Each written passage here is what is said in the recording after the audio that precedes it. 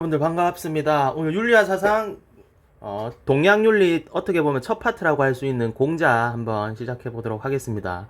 자, 이번 영상은 여러분들이 뭐 시험 칠 때 다시 돌려봐도 되고, 그리고 뭐 선행학습, 뭐 복습 뭐 다양한 용도로 사용하시면 됩니다. 자, 공자 한번 가보겠습니다. 공자 오늘 아침 도를 들으면 죽어도 좋다 라고 하는 문장을 선생님이 한번 뽑아 봤습니다.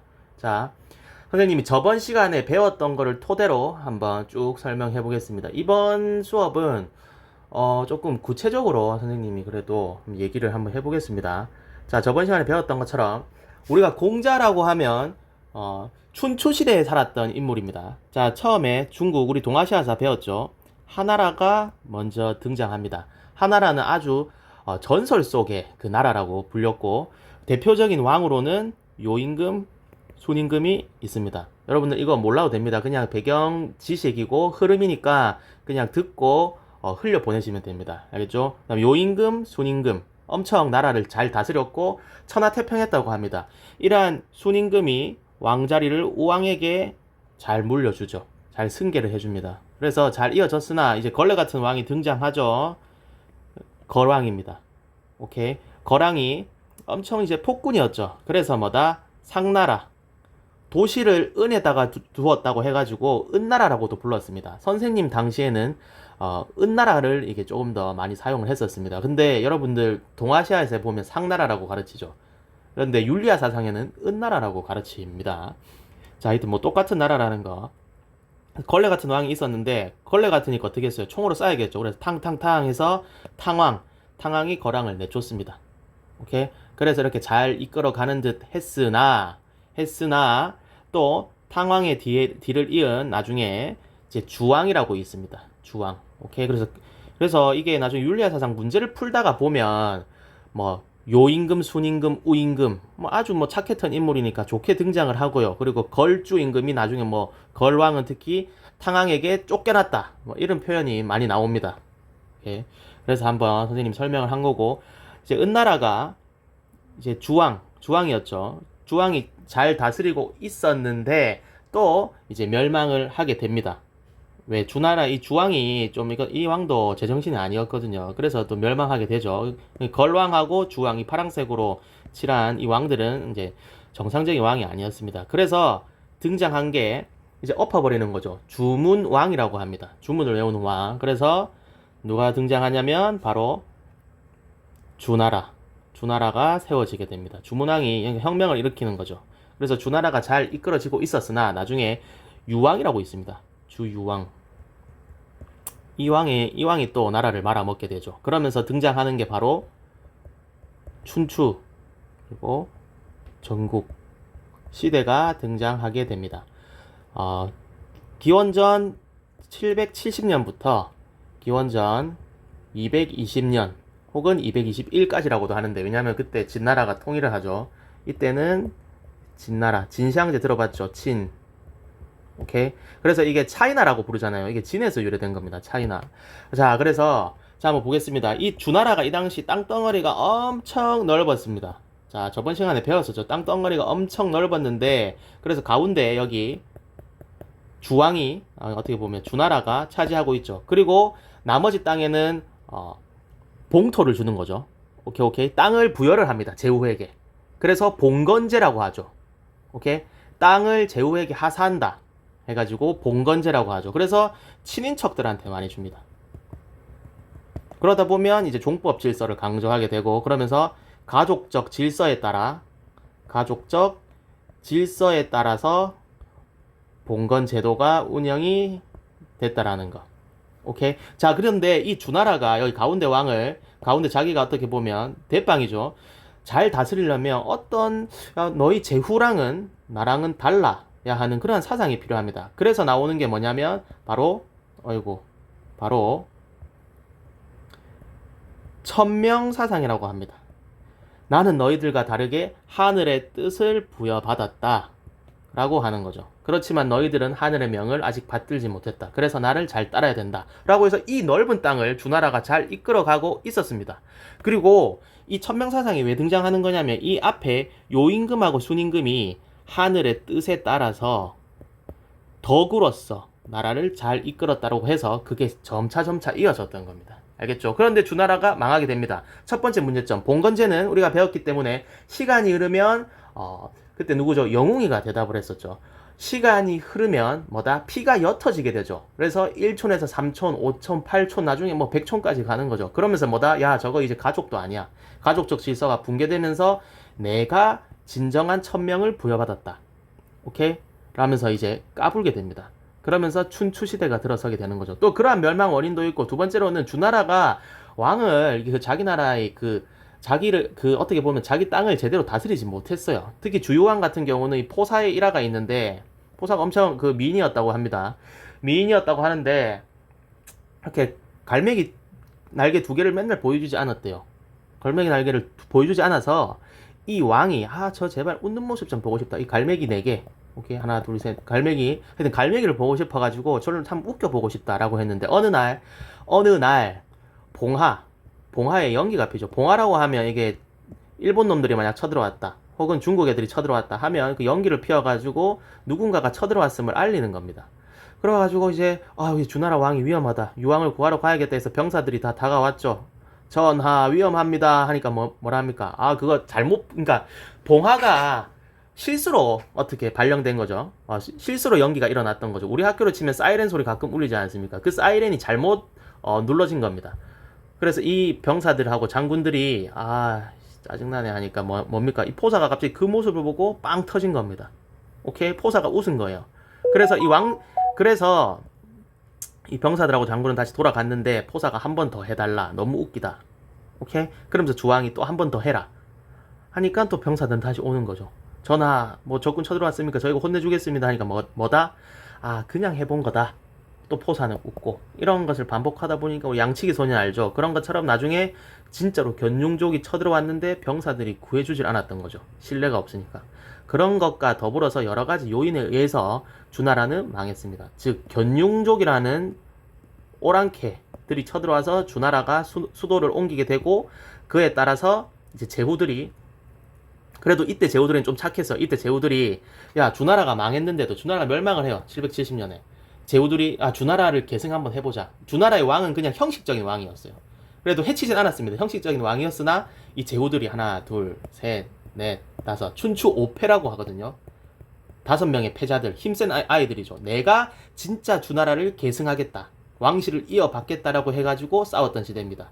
그러나 이러한 친구들은 다 어떻게 보면 친인척 관계겠죠. 그래서 춘추 시대는 선생님이 이렇게 표현합니다. 주나라를 있긴 있지만 주나라를 기점으로 매너 있게 싸운 시대. 근데 전국시대는 가면 갈수록 이제 끝났습니다. 주나라 이런 거 없어요. 그러면서 매너고 뭐시고 다 집어채워가지고 막 싸운 시대, 막시무스한 시대라고 얘기를 합니다. 알겠죠? 이 가운데 시대를 한 402년으로 이렇게 아마 잡을 겁니다. 자, 이때 사회가 너무 혼란스러우니까 등장했던 친구가 누구다? 바로 이제 공자. 오케이, 이게 유가라고 하죠. 유가. 그리고 묵가. 그리고 도가. 그리고 합종연행가. 합종연행이라고 하면 이제 진나라가 나중에 통일하기 직전이에요. 통일하기 직전이니까 우리 진나라를 기점으로 해서 우리 세로로 연합해가지고 진나라랑 싸워야 된다. 그래서 합종연행이라고 합니다. 아니다, 진나라가 힘이 세니까 우리는 어떻게 보면 군신관계를 잘 유지하면서 이 나라하고 친하게 지내야 된다. 이런 여러 가지 이론이 있었습니다. 그리고 음양오행의 이론에 따라서 다스려야 된다. 음양오행가. 그리고 쌤이 얘기해줬던 명가 알죠? 쌤이 얘기해줬던 거. 동양의 소피스트. 하여튼 이런 친구들이 있었습니다. 오케이. 자, 그래서 우리가 배우는 공자는 춘추 시대의 사람이다 라는 거. 그래서 이러한 문제를 해결하기 위해 공자가 등장했던 겁니다. 그렇죠. 자, 그런데 아까 쌤이 얘기했던 유가, 그리고 묵가, 도가 이런 친구를 제자 백가라고 합니다. 모든 제자. 오케이? 그래서 일백, 오케이? 그 다음 이 가는 이제 어떻게 보면 집가자잖아요. 근데 집이라고 쓰는 게 아니고 가문이라고 합니다. 그래서 이 혼란스러운 나라를 문제를 해결하기 위해서 다양한 사람들이 100가지 학파를 이루면서 등장했다라고 해서 제자 백가라고 합니다. 우리 동아시아사 때 아주 그렇게 약하게 배웠었습니다. 자, 그러면 한번 가봅시다. 이때가 바로 춘추시대인 거죠. 춘추시대. 땅덩이가 넓죠. 주나라가 있죠. 주나라는 뭐 거의 어떻게 보면 이제 뭐 망한 거나 다름이 없었죠. 주나라가 이 가운데 수도를 차지하고 있었고, 그 다음 춘추 옵해 보십시오. 이때는 이제 진나라가 힘이 막강하지 않았는데, 진, 초, 오, 월, 제, 뭐 5월 동주라는 여기 뭐 사자성어도 있고 뭐 엄청 많이 등장하죠. 근데 이제 공자는 여기 태어났습니다. 노나라에 태어났어요. 오케이, 노나라에 이렇게 태어났었습니다. 그리고 여기 초나라에는 여기는 노자가 이렇게 태어났다라고 불리고 있습니다. 많아요. 뭐 하여튼 초나라, 제나라, 여기는 이제 뭐 맹자가 태어났다라고 하고. 오케이. 자, 그래서 노나라에 태어났는데 노나라에 공자가 태어났었습니다. 그래서 자, 한번 계속 가보겠습니다. 자, 그러면 한번 그래서 이게 춘추시대고 또 넘어가지가 않네. 자, 그래서 공자는 이렇게 생겼습니다. 유명한 말을 쌤이 하나 적어놨고요. 키가 딱 보다시피 크지 않습니까? 키가 지금으로 치면 뭐 190에 가까웠다 라고 합니다.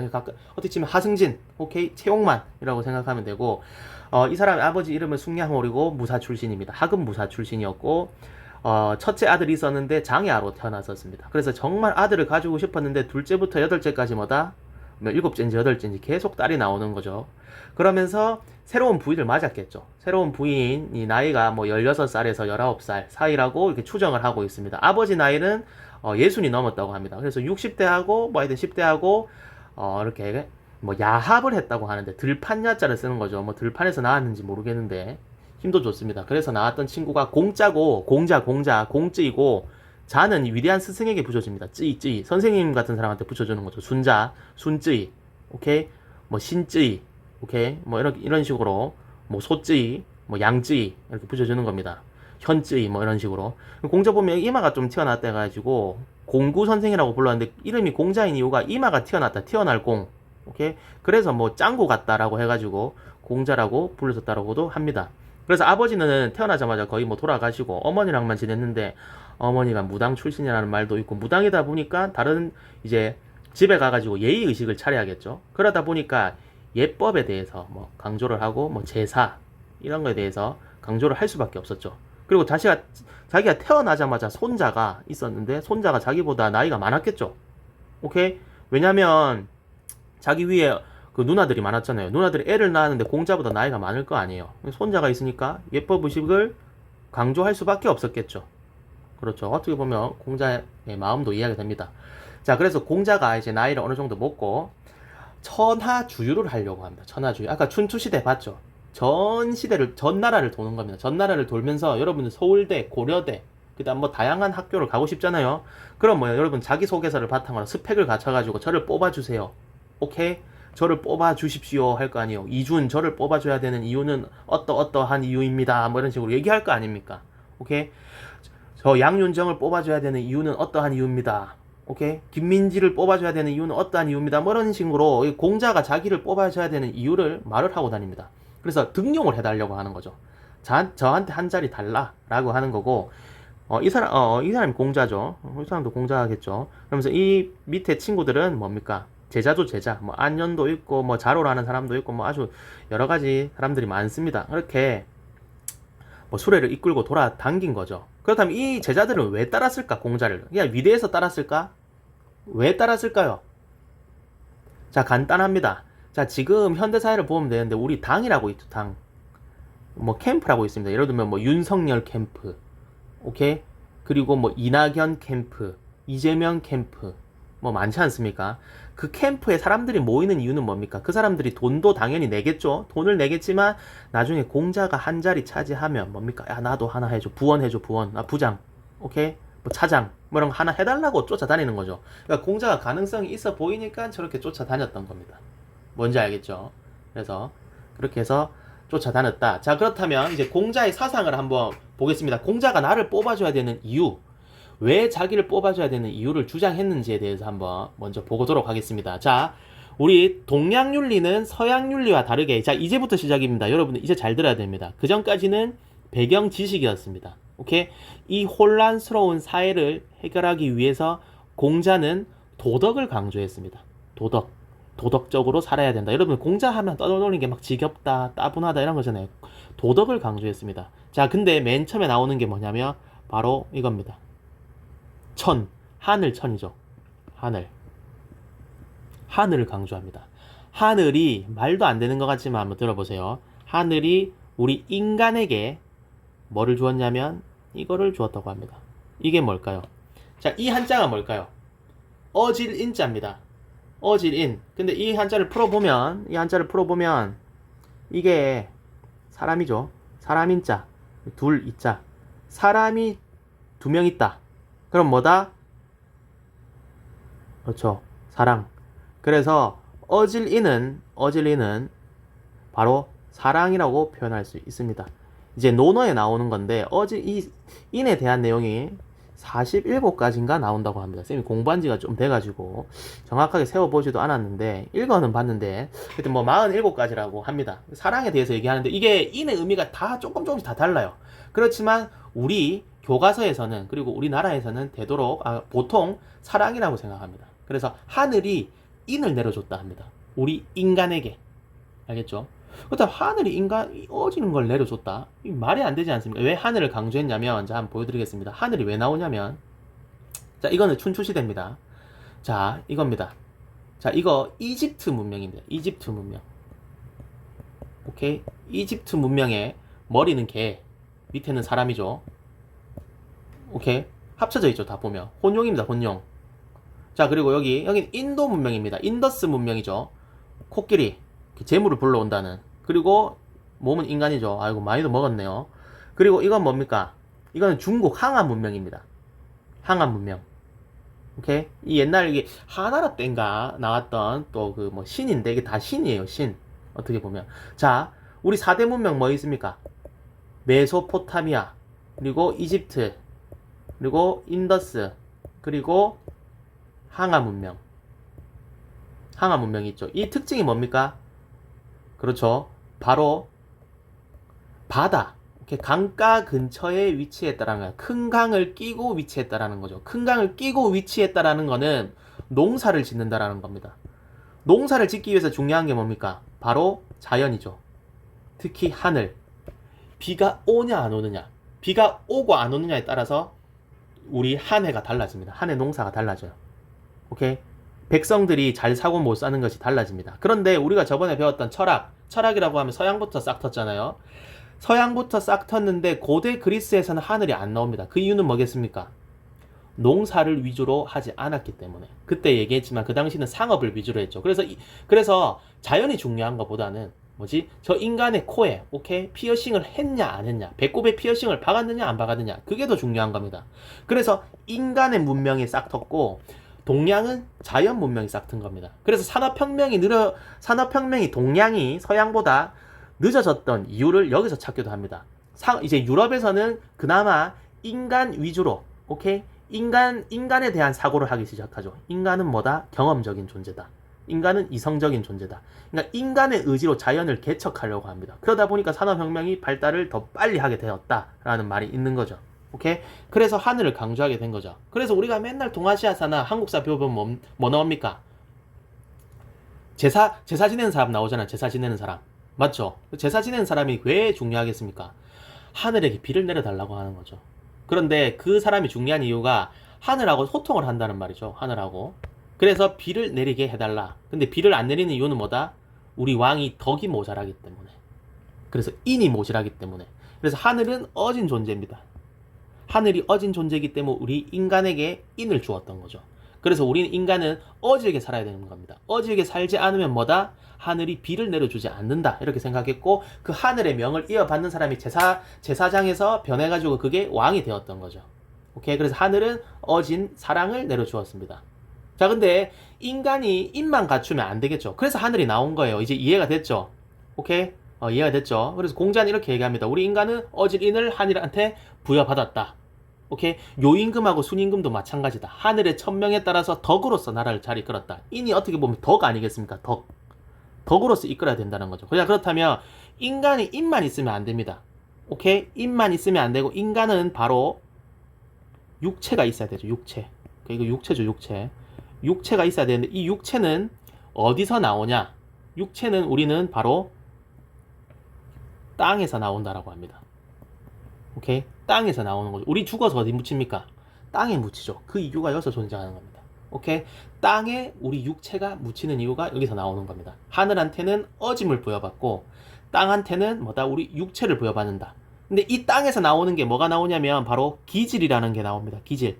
기질이라는 게 뭐냐 하면 인간의 성격, 그리고 욕망, 뭐 감정 이런 걸 얘기하는 겁니다. 이 기질에 선과 악이 혼용합니다. 어떤 사람은 태어날 때부터 선한 기질을 부여받고 태어나고 어떤 사람은 태어날 때 악한 기질을 부여받고 태어납니다. 근데 이 기질은 그 자체로 나쁜 건 아니에요. 모든 사람이 존재해요. 오케이? 자, 예를 들면 내가 목이 말라요. 선생님 수업을 하는데 목이 말라요. 그런데 앞에 현우가 엄청 맛있어 보이는 아메리카노 그 커피에 그 얼음을 동동동 떤 거를 가지고 있어요. 그럼 뭐다? 선생님은 성인 군자이기 때문에 그걸 탐하지 않죠. 오케이? 저는 탐하지 않습니다. 오케이? 쌤은 탐하지 않아요. 그런데 보십시오. 그런데 이제 영웅이 같은 경우는 일반 범인이기 때문에 평범한 사람이기 때문에 기질이 선하지는 않습니다. 그래서 목이 마르니까 어떻게 하겠습니까? 바로 뺏는 거죠. 현우의 그 커피를 뺏어가지고 자기가 먹겠죠. 오케이? 그게 바로 태어날 때부터 성인과 범인의 차이입니다. 성인은 태어날 때부터 기질을 선하게 부여받고 태어나가지고 이 어질인을 적절하게 드러내지만, 오케이? 일반 범인은 그러지 못하다는 거.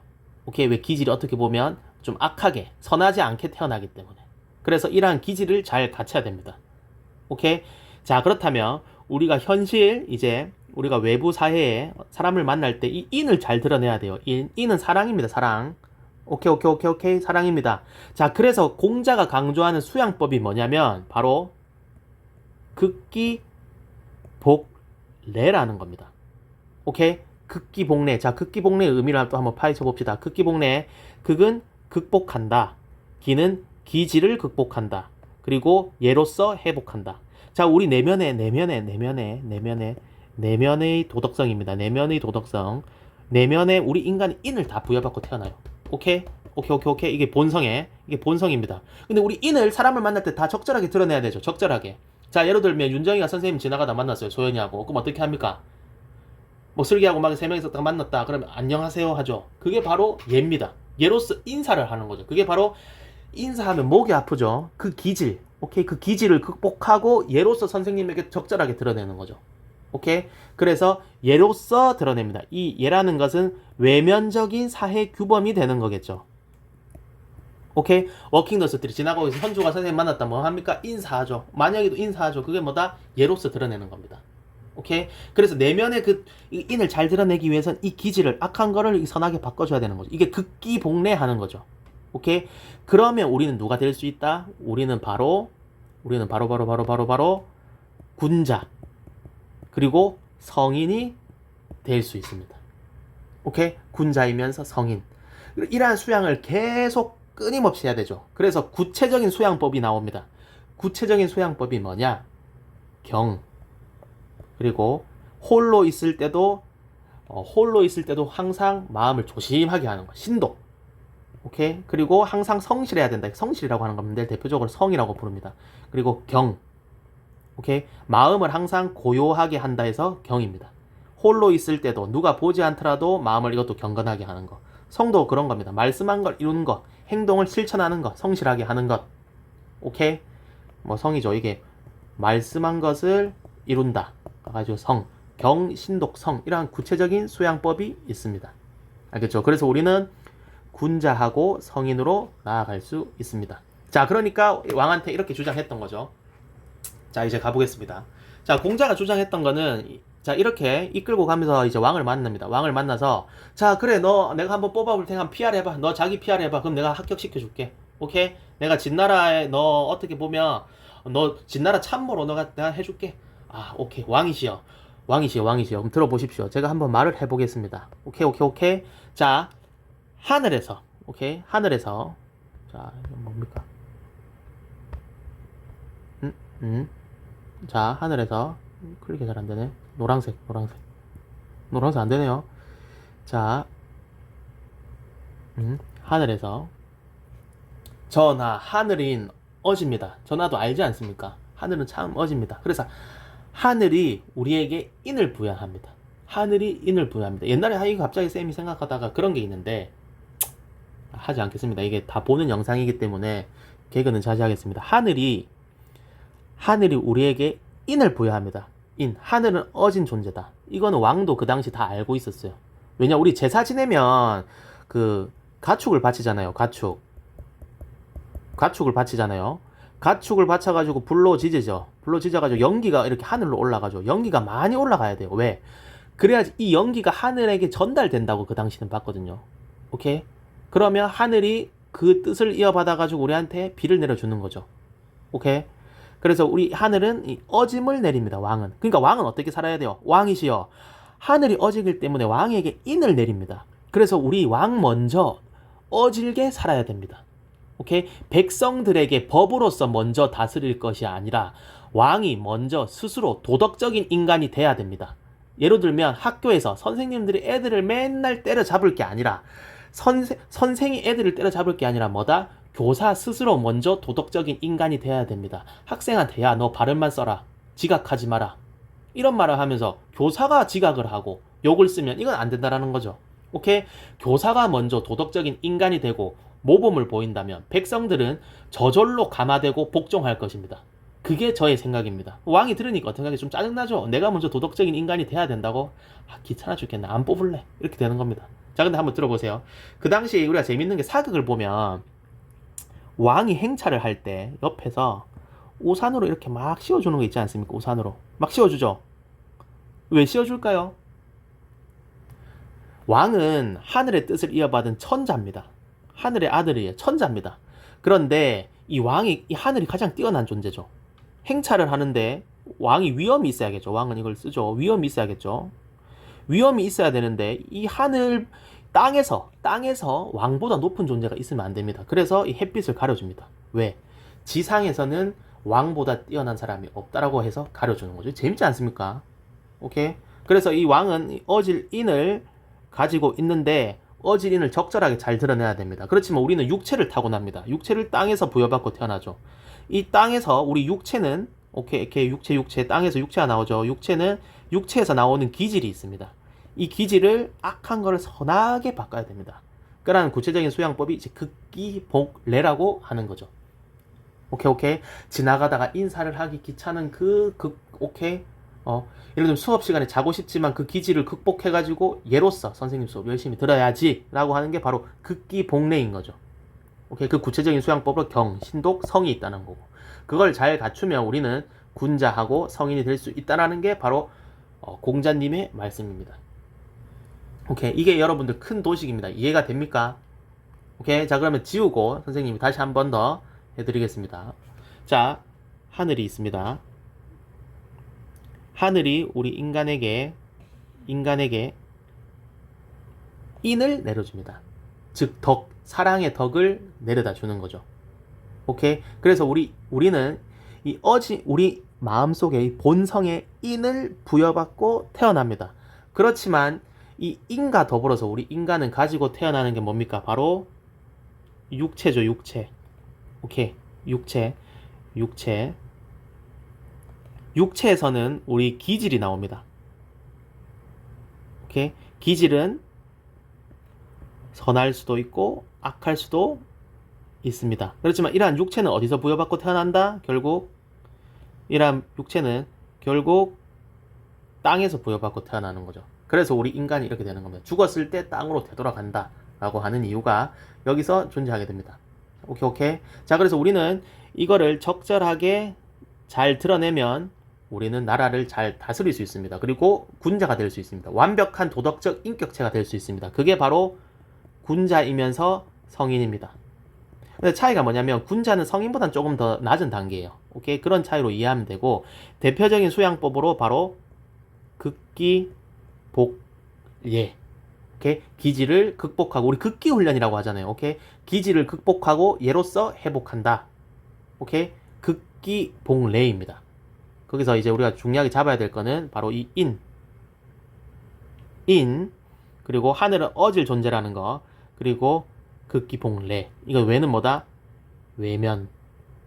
외면으로서, 예로서 드러나는 거죠. 이렇게 인사를 할 때 외면적 사회 규범입니다. 이 인은 뭐다? 우리 인간의 내면에 갇혀져 있는 거죠. 그래서 내면적인 도덕성. 그러니까 하늘이 인간에게 토끼나 이런 게 내리는 게 아니고, 뭐 옛날에 이런 게임이 있어요. 대학 시절 때. 하늘에서 내려온 토끼가 하는 말, 뿜치치 뿜치 이런 게 있어요. 그런 게 아니고 하늘은 뭐다? 인을 내려준다. 인. 알겠죠? 인. 내면적인 도덕성을 어떻게 한다? 외면적인 사회 규범으로 기질을 잘 극복해가지고 악한 기질을 선하게 바꿔서 얘로서 적절하게 드러내면 우리는 군자하고 성인이 될 수 있다. 그렇다면 이 군자하고 성인이 뭐냐? 어떤 사람이냐? 바로 군자하고 성인은 수기 이안인 하는 사람이다. 이안. 자, 군자하고 성인은 어떻게 보면 선생님 같은 사람입니다. 선생님 같은 사람. 쌤 뭡니까? 자, 자기를 먼저 수련하는 겁니다. 자기를 먼저 수련하고 백성들을 편안하게 한다. 그러니까 도덕적이게 살라는 거죠. 그러니까 학생들한테 야, 너 욕하지 마. 애들 괴롭히지 마. 이렇게 말해놓고 교사가 학생을 먼저 왕따시킨다거나 혹은 교사가 학생을 먼저 욕을 한다거나 자기가 먼저 지각을 한다거나 그러면 안 된다는 거죠. 그래서 자기가 먼저 수양을 한 이후에 자기의 몸을 잘 가꿔 닦은 다음에 백성들을 편안하게 하는 사람, 그게 바로 군자하고 성인이라는 겁니다. 그리고 쌤이 얘기했듯이 극기복례의 뭐 대표적인 뭐 수양법으로 안에 포함되는 게 뭐 경, 신독, 성이라는 게 있습니다. 이거는 우리 생활과 윤리하고 완전히 겹칩니다. 100% 겹칩니다. 오케이? 그런 점에서 여러분이 유익합니다. 생활과 윤리도 같이 공부를 하는 거예요. 오케이? 이게 바로 지금 우리가 알고 있는 이제 공자의 정치 철학입니다. 이렇게 다스려야 됩니다. 자, 그렇다면 더 정치 철학에 한번 나아가 보겠습니다. 여러분들 이거 잘 적어 주시고, 자, 그러면 한번 더 가보겠습니다. 자, 이게 지우개 안 하겠습니다. 이제 사회로 나아갑니다.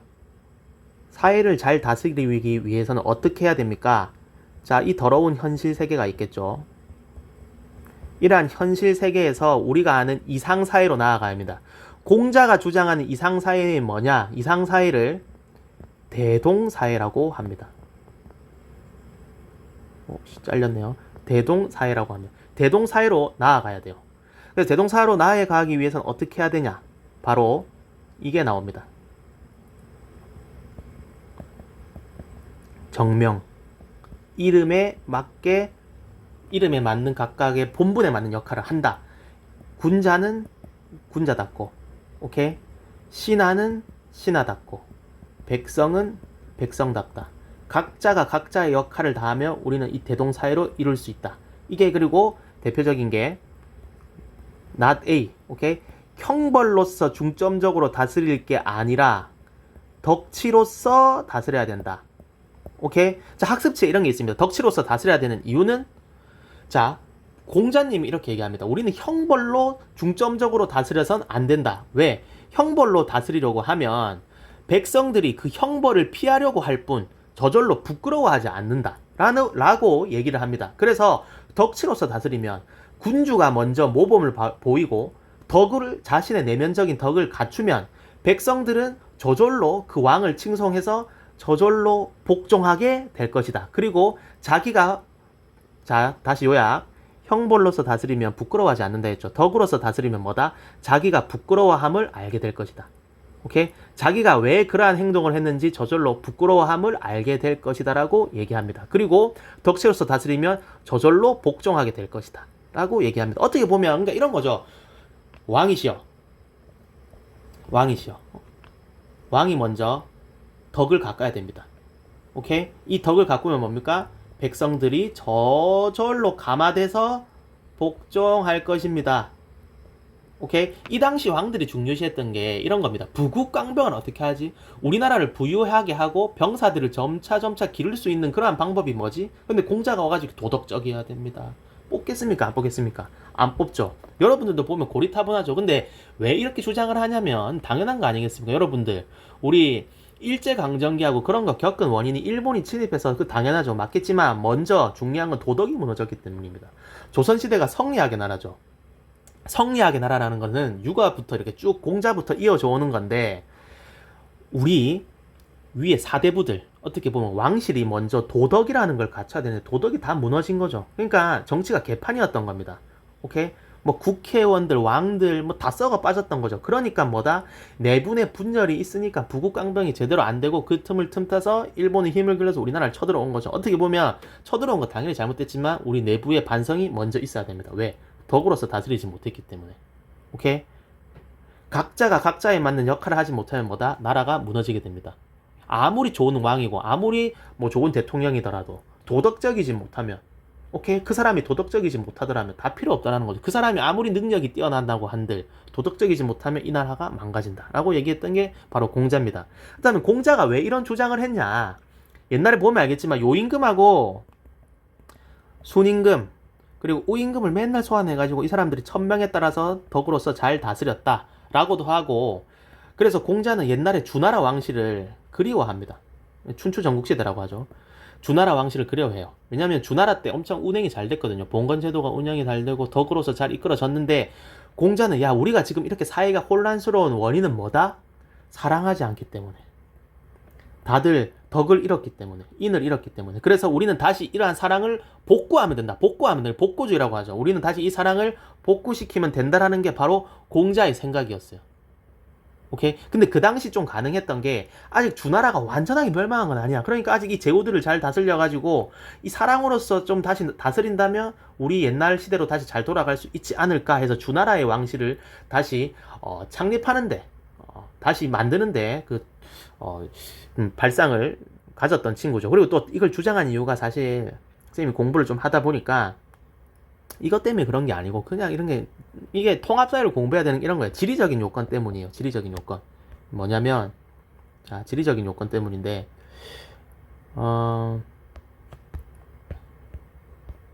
자, 지리적인 요건 때문인데, 여기 보면 노나라가 여기 평야도 있고 여기 엄청 평야지대였어요. 근데 진나라가 이게 통일할 수 있었던 원인은 뭐냐? 여기가 다 어떻게 보면 산으로 둘러싸여 있었습니다. 그리고 여기 맨날 오랑캐가 침입하고, 그러다 보니까 얘네들은 법가를 주장한 거죠. 오케이? 맨날 오랑캐가 침입하고 산으로서 또 감춰져 있고 하는데, 여기는 평야지대예요. 노나라에서 제나라도 갈 수 있고 조나라도 갈 수 있고 득나라도 갈 수 있고 다양하게 갈 수 있습니다.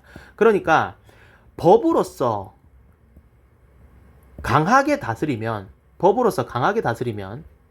어떻게 되냐? 백성들이 떠나간다라고 생각했습니다. 오케이? 노나라, 야, 노나라가 형벌이 너무 세대. 나 그럼 득나라 갈래. 야, 저기는 형벌이 그렇게 강력하지 않대. 처벌도 약하대. 다 떠나간다라는 거죠. 그래서 그 당시는 부국강병에 가는 건 백성들을 모아야 되는 거죠. 예를 들면 스타크래프트라고 치면 저글링 생산을 많이 해야 돼요. 그러기 위해서는 백성들을 많이 모아야 되거든요. 그래서 덕으로서 다스리는 정치가 필요했던 거죠. 덕으로서 다스리면 백성들이 야, 저 나라 좋대. 다 절로 모여가는 거죠. 평야지대다 보니까 다 백성들이 빠져나갑니다. 근데 진나라는 강력한 법가를 이제 법적인 정책을 실시해도 형벌로서 다스려도 여기 산이기 때문에 다른 나라로 이렇게 넘어갈 수가 없어요. 오케이? 그러다 보니까 진나라는 이렇게 부국강병에 졌던 거죠.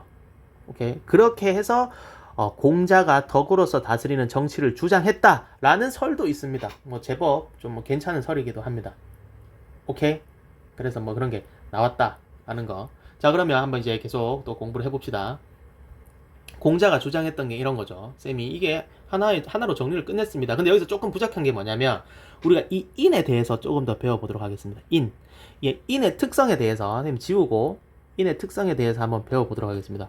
공자님, 이 인이 정확하게 뭡니까? 인은 쌤이 아까 얘기했지만 뭐다? 사랑입니다. 그래서 타인에 대한 사랑과 더불어서 또 이렇게도 표현합니다. 사회적으로 완성된 인격체의 아름다움, 이렇게 의미를 이렇게 뭐 얘기가 돼 있습니다. 뭐 수능 특강에도 이렇게 나오고요. 뭐 여러 서적에도 이렇게 나옵니다. 근데 사랑이라는 건 이런 겁니다. 그냥 대충 알고 있으면 됩니다. 근데 이 사랑의 특징이 중요합니다. 이 사랑의 특징이 뭐냐면 모든 사람을 동일하게 사랑하는 게 아니에요. 오케이? 우리 아빠하고 저 아빠하고 동일하게 사랑하는 게 아니에요. 야, 너, 이게 묵자라는 사람이 겸해를 주장했거든요. 묵자라는 사람, 모든 사람을 동등하게 사랑한 걸 주장한 건데, 거기서 이제 나중에 맹자라는 친구가 공자의 제자가 비판합니다. 야, 이 아비도 없는 놈아, 네 아빠하고 우리 아빠하고 똑같이 사랑해? 그 진짜 제정신 무부 아니냐, 무부? 라고 주장하는 거죠. 그래서 이 인은 차별적이고 조건적이고 분별적이고 이런 표현을 다 씁니다. 시비적인 사랑입니다. 옳고 그름을 가리는 사랑. 야, 우리 아버지랑 네 아빠랑은 달라. 사랑의 그게 달라. 오케이? 그래서 공자님은 진짜 어떻게 보면 현실적인 사람이었죠. 그래서 이러한 대신 차별적인 사랑인데 이러한 사랑이 점차 확대되어 나가는 점진적인 사랑을 주장했습니다. 그러니까 우리 아버지를 기점으로 자, 우리 아버지를 먼저 사랑하고 그리고 형을 사랑하고 그리고 나라를 사랑하고 그래서 효제충신이라고 하죠. 효제충서. 그래서 인을 실천하는 방법은 효제충서. 우리 아버지부터 그럼 우리 형 그리고 점차 다른 가문, 오케이, 다른 집안 그리고 다른 국가를 사랑하자라고 주장했던 게 공자 맹자님의 말씀입니다. 점차 사랑을 넓혀가자. 오케이? 그러니까 시험 문제에 뭐가 나오냐? 시험 문제는 이러한 사랑은 모든 사람을 동등하게 사랑하는 거다. 아니죠. 차별적이고 조건적인 사람입니다. 그리고 이러한 사랑이 점차 확대되어 나가는 게 바로 인이고 이걸 실천하는 방법이 효, 제, 충, 서라는 겁니다. 오케이? 자, 효하고 제는 아니까 충이라는 게 뭐냐면 충은 이렇게 씁니다. 가운데 중에 마음심. 근데 여기에 가운데 중에 하나 더 붙으면 근심할 한입니다. 마음의 중심이 두 개가 있다라는 거죠. 그러니까 근심하죠. 그래서 마음의 중심을 다 잘 잡는 거. 오케이? 이게 바로 충입니다. 오케이? 마음의 중심을 잘 잡는 거. 충성이라고 하죠. 마음의 중심을 잘 잡아서 나라를 위해서 일하는 거. 오케이? 자, 서는 뭐냐? 같을 여죠. 마음이 같다. 나의 마음이 너랑 같다. 어떻게 보면 역지사지입니다. 역지사지. 그래서 내가 하기 싫은 거를 남에게 시키지 마라. 기소부려 물시어인. 오케이? 내가 하기 싫은 거를 남에게 시키지 마라. 오케이? 그래서 내 마음을 미루어 추기급인. 내 마음을 미루어 남을 헤아려라. 라는 정신입니다. 오케이? 충은 하고 성. 어떻게 충은 성실성이라고도 할 수 있습니다. 충성. 마음의 중심을 잘 가다듬고. 서는 뭐다? 내가 하기 싫은 거를 남에게 시키지 않는 거. 바로 역지사지. 내가 서고 싶거든 남을 먼저 세워주고. 오케이? 내가 하기 싫은 거를 남에게 시키지 마라. 오케이? 이러한 것을 잘 갖춰서 외면으로 잘 드러나면 얘로서 드러나는 거죠. 오케이? 얘가 아니면 듣지도 보지도 만지지도 말라. 시청 온도에 하여튼 자 이런 게 있습니다. 그래서 인을 실현하는 방법보다 효제, 충서고 분별적이고 차별적인 사랑이다. 이거를 기지를 잘 극복하면 얘로서 드러난다. 알겠죠? 그래서 공자가 또 중요한 게 한 개만 더. 형벌을 좋아하진 않았지만 형벌을 부정한 거는 아닙니다. 오케이? 형벌을 부정하지는 않았다. 형벌을 당연히 주장했지만 덕으로서 다스리는 거를 더 중요시했다. 라고 하는 거 정도만 알면 되겠습니다. 알겠죠? 자, 그럼 정리가 끝났고, 자, 이거는 뭐냐면 이제 전국시대입니다. 다음에 배울 겁니다. 자, 이제 공자가 했던 건 내용을 한 번 더 복습 한번 해보겠습니다. 이제 여기서 마음 편하게 보면 됩니다. 자, 그렇죠. 여기 보세요. 서양 친구들은 제우스가 등장하죠. 신이 뭡니까? 인간을 닮았죠. 인간. 쌤 이걸 빼먹었네요. 신이 인간을 닮았는데 동양은 보면 알겠지만 인간이 안 닮고 자연하고 합쳐져 있습니다. 혼용되어 있어요. 그렇지만 이제 그리스 로마 신화라고 하죠. 신은 인간하고 아주 유사합니다. 왜? 그리스에서는 상업을 중요시했기 때문에, 인간을 중요시했기 때문에 여기서 나왔다. 그래서 우리는 하늘을 중요시했다 라고 하는 거고. 자, 어느 날 자로가 공자에게 물었습니다. 자로는 공자 제자입니다. 한번 이거 살펴보는 겁니다. 쌤이 논어에서 들고 온 거예요. 죽음에 대해서 알고 싶습니다. 삼도 아직 다 모르는데 어찌 죽음을 말하겠느냐 라고 얘기하죠. 삼도 모르는데 죽음을 어찌 말하겠느냐. 자로가 다시 물었다. 귀신 섬기는 법을 말씀해 주십시오. 공자님 죽음에 대해서 얘기해 주세요. 야, 삼도 모르는 어디 죽음 알겠어? 야, 그럼 공자님 귀신 섬기는 법 알려주십시오. 야, 사람도 못생기는데 귀신을 어찌 섬기느냐. 이 말 뜻은 뭐냐면, 이 말 뜻은 현세 중심적 사고를 나타내고 있습니다. 그러니까 육아는 뭐다? 내세를 중요하게 생각하지 않습니다. 현세 중심적 사고를 한다. 자, 육아가 하늘을 바라보는 관점. 아까 얘기했죠. 하늘은 인을 내려줍니다. 그래서 도덕적 원리를 포함하고 있다. 라는 거. 그래서 인간이 가진 도덕성이, 본성이 이미 하늘에 내재되어 있는 거죠. 왜? 하늘이 인을 주었으니까. 사랑을 주었으니까. 그리고 나중에 배울 도가는 하늘을 어떻게 취급하냐면, 인간이 지프로 만든 개 취급합니다. 오케이? 그러니까 하늘에 대해서는 관심 없다라는 겁니다. 하늘이 뭐 도덕적이다 그런 거 없다. 라고 얘기하고, 또 하늘은 인간을 지프로 만든 개 취급한다. 관심 없다라는 거야. 인간 세상에는 관심이 별도 없다. 그냥 자연 법칙일 뿐이다. 이거 나중에 배울 거고요. 자, 그래서 인이라는 것은 뭐냐? 유인자, 능호인, 능오인. 유인자, 능호인. 여러분들 이거는 그냥 한번 보시면 됩니다. 능오인 복습하는 겁니다. 이제 우리가 배웠던 거를. 인자한 사람만이 사람을 사랑할 수 있고 미워할 수 있다. 능히 미워할 수 있다. 라고 하는 겁니다. 또 나오네. 친친, 가까운 사람하고 친하고, 그리고 멀고 가까운 사람, 친하고 친하지 않은 사람을 구분한다. 그래서 좀비 친소에 기반한 사랑이다. 이 뜻은 뭐다? 차별적이고 조건적이고 시비분별적인 특성이다. 좀비 친소, 차별적인 사랑이 기반해서 동심으로 점차 확대되는 사랑이 바로 인이다. 근데 실제로 이런 게 있습니다. 공자님이 워킹 더 스트리트 길을 지나가고 있는데 어떤 사람이 오줌을 누고 있는 겁니다. 그래서 제자 보고, 야, 저 사람 좀 길 가운데서 오줌 못 누게 해라 해가지고 제자가 가가지고 길 가운데서 오줌 누지 마세요 하니까 알겠습니다 하면서 갑니다. 또 지나가고 있습니다. 어떤 사람이 가운데 똥을 누고 있습니다. 그러니까 뭐다? 제자가 또 얘기할 줄 알았는데 공자님이 그냥 이렇게 옆으로 지나갑니다. 그러니까 이제 또 와서 제자가 물어보죠. 공자님 왜 저 사람한테는 좀 비키라고 얘기 안 합니까? 공자님이 이렇게 얘기합니다. 내가 비키라고 한들 제가 비키겠느냐? 오케이? 여기서 나타낼 수 있는 게 뭐다? 공자의 사랑은 차별적이고 조건적인 사랑이다. 즉 분별적인 사랑이다라는 걸 알 수 있습니다. 오케이? 능히 누구를 사랑하는 사람이 누구를 좋아하거나 미워할 수 있다 라고 하는 게 인이다. 그래서 묵자의 겸해 모든 사람을 동등하게 사랑하는 거, 동등의 사랑. 그리고 양주, 위야, 나밖에 모르는 거. 이거 극단적 개인주의인데 나중에 배우겠습니다. 개인주의와 비교가 된다 라고 하는 거. 그 다음 안 넘어갑니까? 또 참네.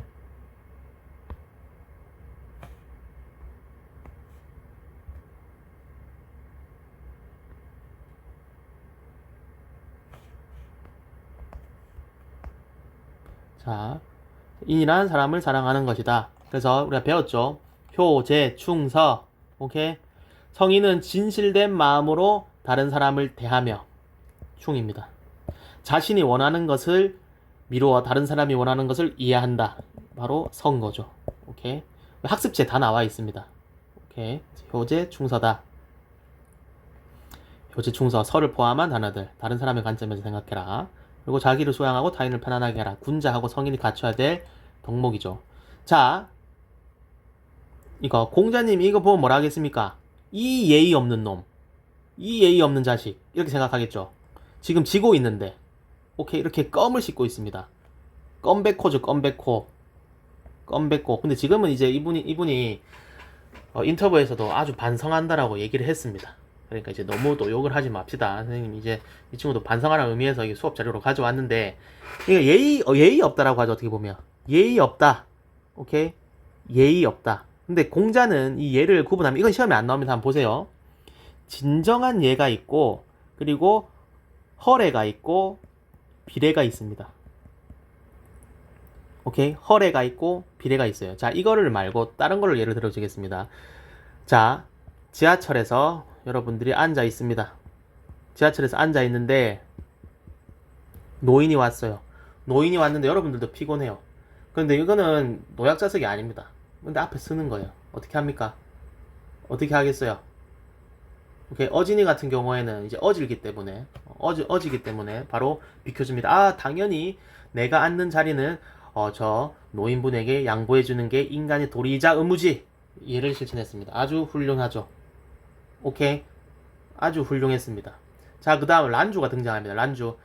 아이고, 내가 또 안 비키면 다른 사람들이 손가락질 하겠지. 그래서 그냥 비켜줘야겠다. 그건 뭡니까?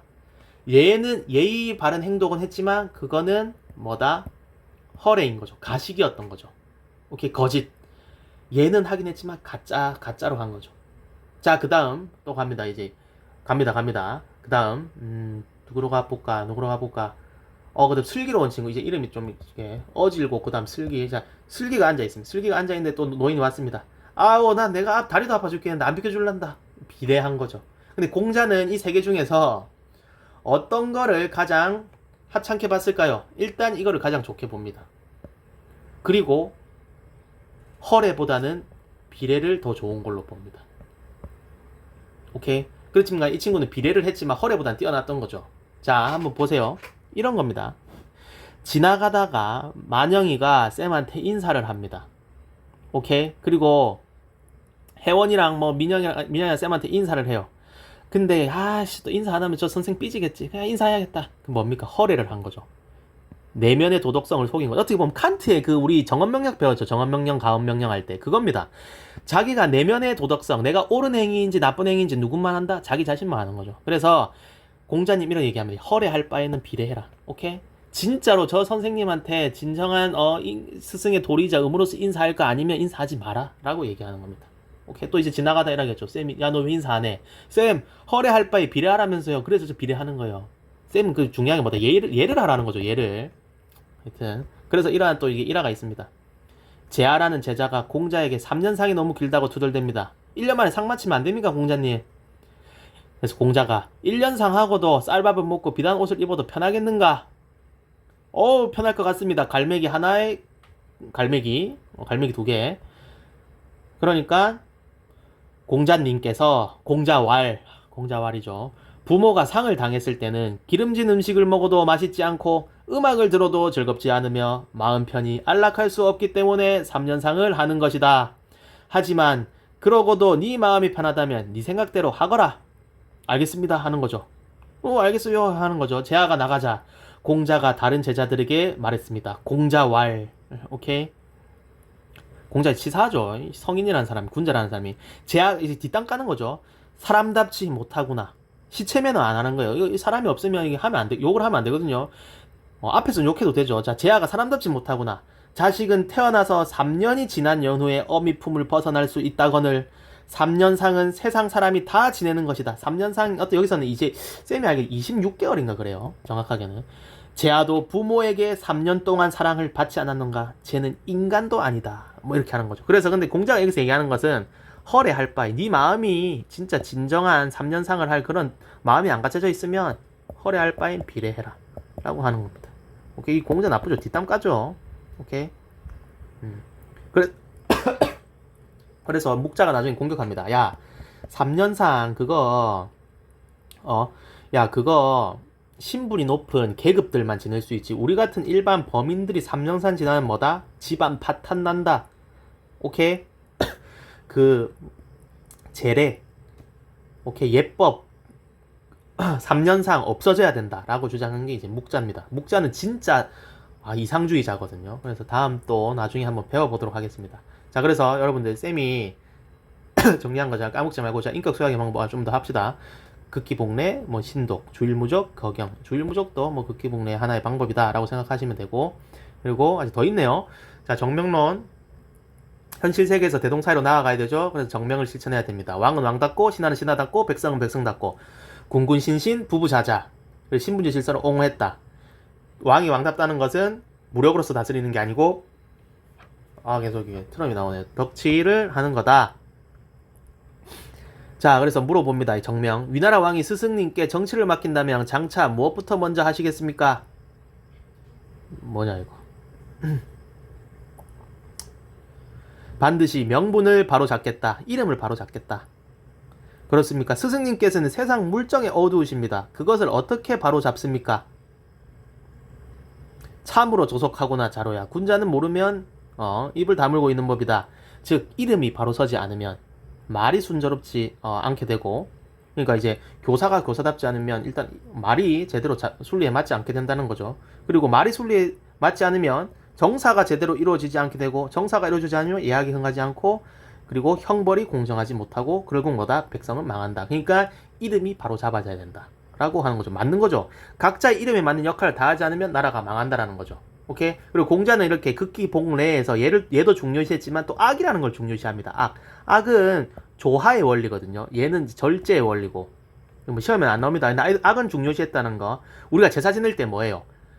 막 항상 보면 그 사극에서 보면 제사 지낼 때 막 갑자기 절을 하는데 막 음악이 빵 하고 진 같은 소리가 울리죠. 실제로.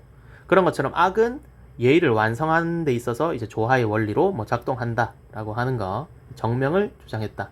대동사회가 뭐냐? 대동사회 먼저 알아야 됩니다. 제하의 많고 적음보다 분배의 고름이 중요시되는 사회가 대동사회다. 그래서 대동사회는 큰 도가 행해지면 전체 사회가 공정해져서 현명한 사람과 능력 있는 사람이 지도자로 뽑히게 되며 신의가 존중되고 친목이 두터워진다. 그래서 자기 부모만을 자기 부모로 생각하지 않고 결국 나중에 이제 사랑이 확대되면 그리고 뭐 등등등등 나옵니다. 늙으니 사회복지가 잘 되어 있는 거. 그리고 취업도 잘 되는 사회. 그래서 대동사회라고 한다. 중요한 건 뭐다? 이거 분배의 고름이 더 중요시 된다. 라고 하는 거. 자, 왜 중요시 돼야 되는지 알겠죠? 자, 우리 선생님은 다 양쪽 땅을 다 들고 옵니다. 자, 하여튼 예전에 이제 국정농단이 퍼진 거. 그러니까 이제 도덕이 무너졌던 거죠. 이것도 보면 도덕이 무너진 사례입니다. 더불어민주당이죠. 그래서 뭡니까? 조선이 망하게 된 것보다 결국 도덕 때문이다. 이름이 바로 서지 않으면 나라가 망한다. 그래서 일본 태극기 고쳐야 되는데 경복궁에 저렇게 되는 거죠. 그래서 플라톤 말이 떠오릅니다. 자, 우리는 항상 정치에 관심을 가지고 어느 양당이든 비판을 해야 됩니다. 정치에 참여하기를 거부함으로써 받는 벌 중에 하나는 뭐다? 자신보다 못한 사람의 지배를 받는 것이다. 그래서 공자님의 말씀이 중요시한 겁니다. 도덕 엄청 중요하다. 오케이, 우리가 도덕을 배우는 이유 여기서 나오는 거죠. 공자님의 말씀에서 나오는 겁니다. 중학교 때 도덕교 가서 배우는 이유가 이것 때문입니다. 자, 그러면 여러분들 다음 시간에 쌤하고 학습지 같이 한번 해보고 먼저 풀어도 됩니다. OX. 그리고 쌤이 이제 다 해줬지만 선생님 그럼 결국 어떤 걸 공부해야 돼요? 잘 모르는 친구는 뭘 공부해야 되냐? 쌤이 아까 정리해준 도식 있죠? 하늘에서 내려온 인이 하는 말 해가지고 오케이, 여기서 뭡니까? 땅에서는 육체가 온 거죠. 그래서 여기서 기질이 나왔다는 거. 오케이. 육체에서 기질이 나오죠. 근데 이건 땅에서 온 거고. 그리고 이걸 극기복례 하면 군자하고 성인이 되고 수양법 있고, 그 다음 정치사회는 현실 세계에서 대동사회로 나아가는데 덕치를 나오고. 이건 또 다음 시간에 선생님이 한번 보여드리겠습니다. 여러분들 고생하셨고, 모르는 거 언제든지 쌤한테 물으시면 됩니다. 쌤이 답을 하고 싶을 때 답을 하겠습니다. 여러분들 고생했습니다.